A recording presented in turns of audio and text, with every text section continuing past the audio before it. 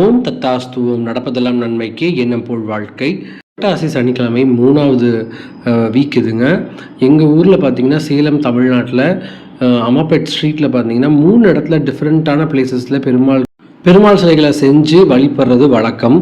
அது வந்து ஒவ்வொரு ஏரியாலையுமே இந்த மாதிரி பண்ணுறது ரொம்பவே வழக்கம். அதுவும் எங்களோட சௌராஷ்டிரா அப்படின்ற கம்யூனிட்டியில் எல்லாருமே இந்த மாதிரி வந்து ஸ்ட்ரீட் டு ஸ்ட்ரீட் வந்து வச்சு வழிபடுவாங்க.